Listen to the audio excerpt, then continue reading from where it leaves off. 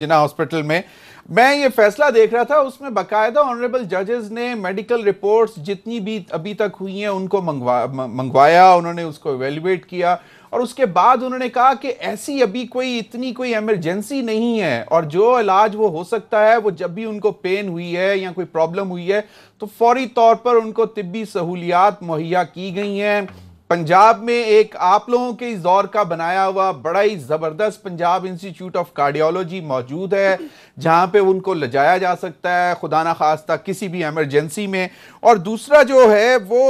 जो आज फिर मियां साहब ने ये कहा और जो फैसले में बाकायदा उन्होंने पाकिस्तान प्रिजन रूल्स 1978 का मेंशन किया है कि रूल 143 के सुप्रीडेंट का वो है, सुप्रीडेंट जेल का सवाबदीद है कि वो डॉक्टर से राय ले और उसके बाद वो फैसला करे कितना। तो आपको क्या लगता है कि इसमें क्या खराबी है जब वो बाकायदा तमाम मेडिकल रिपोर्ट्स भी देख के उन्होंने ये आज फैसला दिया? देखिए, इस फैसले में जो जेल सुप्रीडेंट के हवाले से बात की है, वो तो हर आदमी बड़ा परेशान और हैरान है कि ये पाकिस्तान में ये एक्सपेक्ट किया जा रहा है मोअज़्ज़ज़ जजेस की तरफ से कि मौजूदा हुकूमत के दौर में जो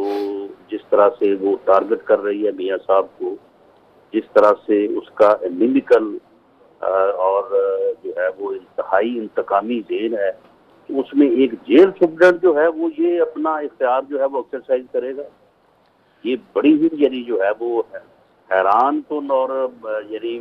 परेशानी वाली बात है कि ये बात किस तरह से या किस बैकग्राउंड में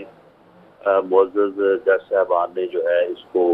जो है वो अप्रिशिएट किया है। मुल्जिम तो सब बराबर नहीं होते हैं, चाहे वो 3 दफा वजीर आजम रहे हों, उनके ऊपर अगर केस है, कॉन्विक्ट हुए हैं अदालत से, तो उसमें मुजरिम होने के बाद तो फिर वो रूल्स तो वही अप्लाई होंगे ना, प्रिजन रूल्स। नहीं, रूल्स तो वही अप्लाई होते हैं, लेकिन आप पाकिस्तान में रह रहे हैं ना। जी जी आप हाँ, तो फिर आपको मालूम है कि एक जेल सुप्रीडेंट जो है वो इस तरह से इतने हाई प्रोफाइल जो कैदी जिसको जेल में रखने और जिसको टारगेट करने के लिए रोज वजीर आज़म पैसा करता हो, तो एक जेल सुप्रीडेंट जो है वो उसके मतलब लेके भेज देगा कि जी इसे जो है वो ट्रीटमेंट के लिए जो है वो बाहर भेजा जाए, जेल से बाहर भेजा जाए, इसकी जमानत करवाई जाए। सर, मैं आप ही की बात से ये इन्फर कर रही हूँ कि आप कह रहे हैं कि वो 3 दफा क्योंकि वजीर आजम रह चुके हैं, तो वो शायद बाकी कैदियों से या जितने भी लोग बाकी इस वक्त जेल में हैं या उनका भी हो सकता है कहीं और इलाज हुआ हो, उन्हें भी वहीं पे कंटिन्यू करना हो, उनसे अलग एक्सेप्शन होनी चाहिए, स्पेशली नवाज शरीफ साहब के लिए, उनके लिए इसलिए एक्सेप्शन बनानी चाहिए, उन्हें बाहर भेज देना चाहिए क्योंकि वो बाकी आम शहरियों की तरह नहीं है। नहीं, ये किसने कहा है? तो सर इसके अलावा तो बात सिर्फ रूल ऑफ लॉ की है। नहीं, वो ये कह रहे हैं कि एक सुप्रीडेंट जो है वो सिटिंग प्राइम मिनिस्टर की बात फॉलो करेगा। लेकिन राना साहब, वो जो मुझे समझ आई है, आप कह रहे हैं कि एक जो सुप्रीडेंट जेल है इस वक्त, आपने कहा पाकिस्तानी माशरे की सूरत हाल और जिस तरह पावर सेंटर जो हैं वो अपनी पावर प्ले करते हैं, तो आपका यह कहना है कि एक प्रिजन जो सुप्रीडेंट जेल है वो क्या सिटिंग प्राइम मिनिस्टर से अलहदा कोई खुद फैसला कर सकता है कि जी ये जो साबिक वजीर आजम है इनको फौरी तौर पर बहुत अच्छे अस्पताल में भेजा जाए? आप ये कहना चाह रहे हैं?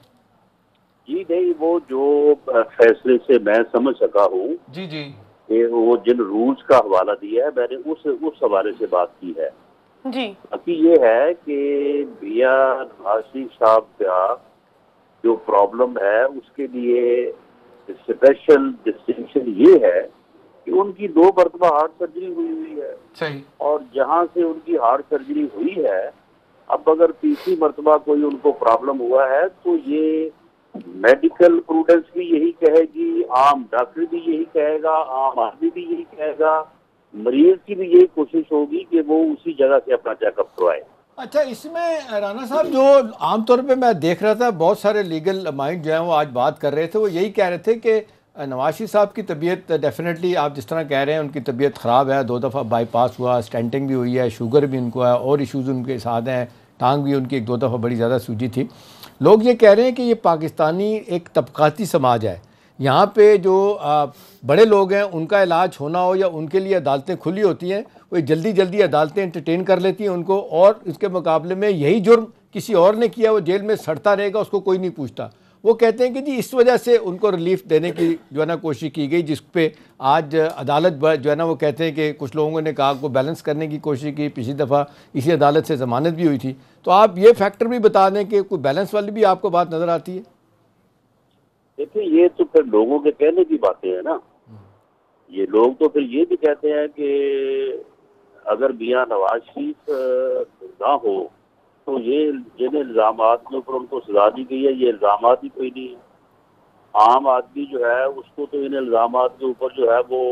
कैद करना तो बहुत दूर की बात है, उसके खिलाफ तो मुकदमा नहीं कायम हो सकता, उसके खिलाफ मुकदमा नहीं कायम हो सकता। ये तो सारे मुकदमात के कायम होने की एक ही वजह है कि वो मियां नवाज शरीफ है।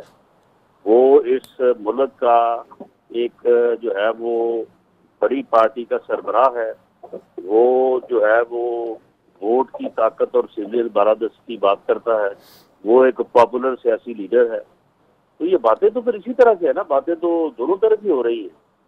राना साहब, जहां वोट को इज्जत दो की बात होती रही, वहां वो खलाई मखलूक का भी जिक्र करते रहे और अब कुछ खामोशी है।